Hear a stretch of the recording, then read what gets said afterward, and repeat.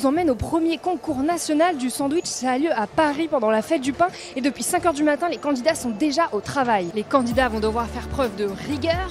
Le pain garni ne doit pas dépasser 220 grammes, sinon c'est pénalité. C'est parti pour l'heure d'assemblage, bon courage. Ils vont aussi devoir se distinguer par leur créativité. On s'est inspiré un peu du phénomène de mode, le pokeball, avec vous savez, du riz dedans, il y a du poisson cru, des légumes crus, des fruits crus.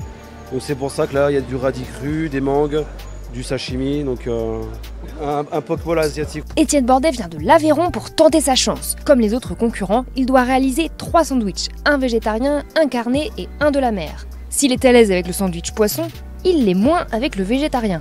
Il n'y avait pas ce petit truc en plus qui s'appelle la viande. C'est celui-ci que j'ai le plus travaillé. J'ai essayé d'apporter du goût et aussi du fait maison, quoi. Donc je me suis embêté à sécher entre guillemets moi-même mes petites tomates cerises avec oignons, quelques épices. Et puis on verra bien si ça apporte son truc. Et il a un petit souci. J'ai oublié mes emporte-pièces. Emporte-pièces de fortune. Un bouchon d'huile d'olive. Sans compter l'épreuve surprise réservée par le jury. Le sandwich carné doit être improvisé à partir d'un panier garni, au contenu étonnamment simple, jambon et condiments. Un artisan boulanger a un panel de clientèle qui est très très large. On a la personne qui est célibataire, et qui a ses 2 enfants et qui, quand il passe devant la boulangerie, peut s'acheter un sandwich. On doit être capable de fournir un sandwich de qualité à ces personnes-là. Étienne est décontenancé. C'est plus qu'un panier surprise, c'est de l'escroquerie. Nous quittons Étienne peu inspiré, alors qu'en face de lui, les concurrents sont très costauds. Envie de saisir et d'avoir une coloration, mais en gardant le légume croquant en fait. C'est vraiment ce que je cherche en fait. On sent que vous êtes plus dans votre spécialité. Ah ouais, j'aime faire la cuisine aussi. Ouais. Je travaillais longtemps pour Alain Ducasse. Abel, il fait du jiu-jitsu brésilien. Il était champion de France en 2019. Il a un esprit très compétitif et il aime bien les challenges. Et c'est pour ça aujourd'hui on est là.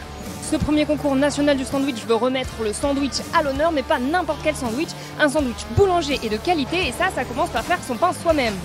Nous représentons la Confédération nationale de la boulangerie-pâtisserie et c'est quand même notre cœur de métier et que ça nous ferait mal au cœur que ce soit du pain qui a été fait la veille ou l'avant-veille ou que ce soit du pain pré-cuit qui soit utilisé.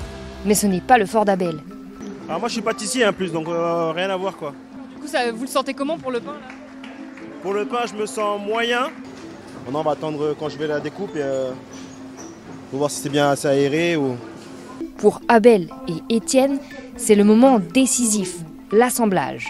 Le sandwich du panier garni surprise prend enfin forme. Là quand je l'ai découpé, je l'ai vraiment fait en impro. J'avais du mal à le visionner mais je suis content, franchement je suis content de moi là. Il y a du volume et je l'ai coupé différemment. Faut que ça leur donne envie, mais moi en tout cas ça me donne envie. Visuellement ça va, après le goût je sais pas. Je peux pas le goûter donc... Dernier effort pour les 2 concurrents, apporter leur création au jury, qui note tout, du packaging au pain à la praticité.